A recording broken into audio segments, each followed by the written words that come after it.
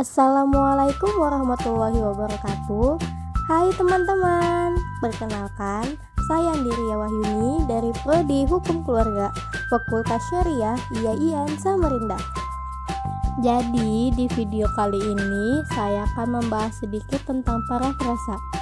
Mungkin di antara kalian banyak yang belum tahu apa sih itu parafrasa.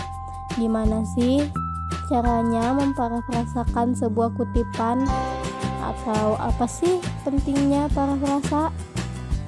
Nah, biar kalian gak bingung lagi, silahkan disimak videonya ya. Happy watching. Pengertian parafrasa sendiri adalah cara memasukkan pemikiran orang lain ke dalam tulisan Anda tanpa menggunakan kutipan langsung. Anda bisa menggunakan parafrasa untuk membuktikan atau mendukung ide. Jika ingin menggunakan parafrasa, Anda harus bisa menyajikan ide penulis asli dengan akurat menggunakan kata-kata sendiri. Setelah itu, pastikan Anda memasukkan sumbernya dengan benar. Selanjutnya ada bagian-bagian memparafrasakan sebuah kutipan. Yang pertama, memeriksa kutipan. 1. Pilihlah 1-3 kutipan. Jangan berusaha memparafrasakan terlalu banyak informasi sekaligus.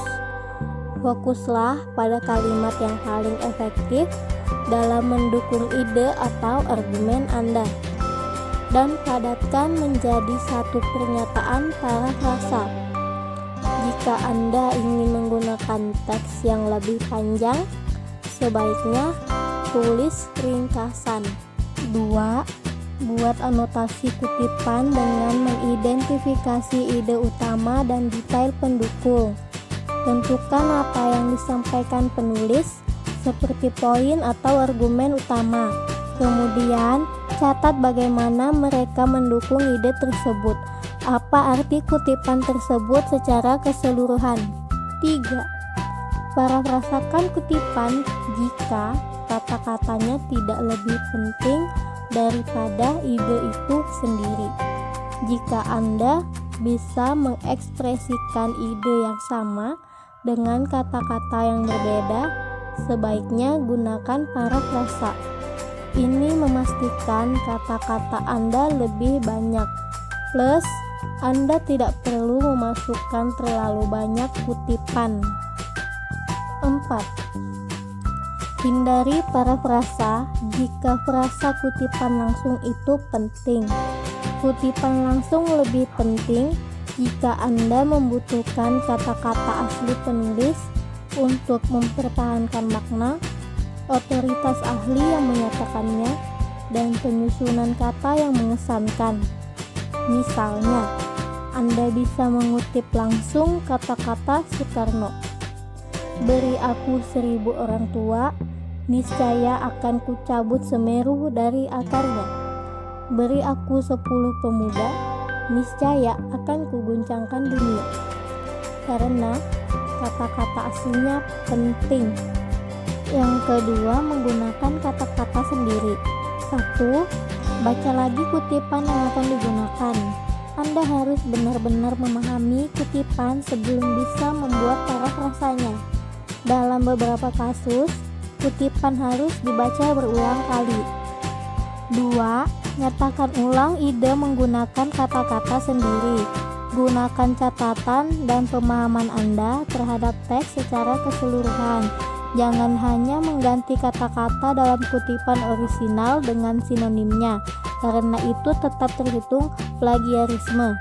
Sebaliknya, pastikan parafrasa Anda orisinal.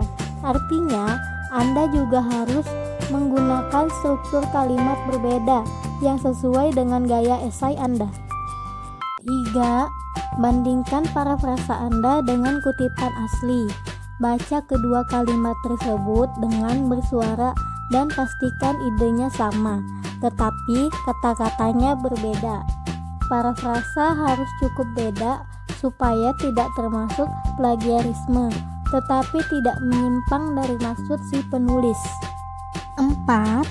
Pastikan parafrasa Anda mencerminkan maksud penulis. Kadang, tanpa sadar parafrasa keluar dari konteks kutipan sehingga tidak sesuai dengan maksud penulis. Parafrasa tersebut mendukung argumen Anda, tetapi tidak akurat. Apapun yang dikutip dari suatu sumber harus mencerminkan maksud penulis asli dalam konteks karyanya secara keseluruhan. 5. Jangan menggunakan tanda kutip pada parafrasa.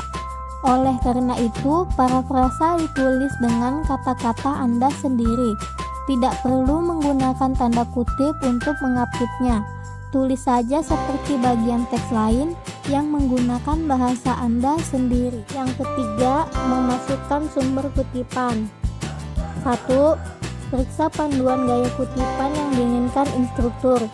Panduan yang paling populer adalah MLA, APA, dan Chicago Style. Anda harus mengikuti panduan ketika menyertakan sumber kutipan, baik berupa parafrasa dalam teks maupun halaman sumber di akhir makalah.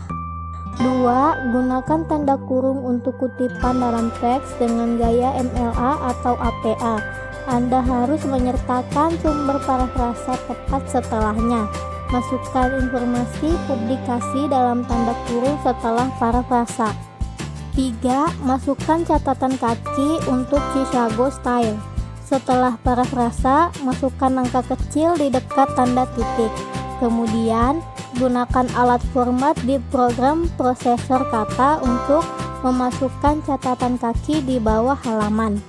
Masukkan semua informasi publikasi dari halaman bibliografi. Akan tetapi, tulis nama depan penulis lebih dahulu, diikuti nama belakang. 4. Buatlah halaman karya yang dikutip, referensi, atau bibliografi. Anda harus mempersiapkan sumber kutipan sesuai gaya yang ditentukan. Tiap tipe sumber memiliki format tersendiri untuk mencatat informasi penulis, judul, dan penerbit. Sekian yang dapat saya sampaikan, kurang lebihnya saya mohon maaf. Semoga bermanfaat bagi kalian semua. Wassalamualaikum warahmatullahi wabarakatuh.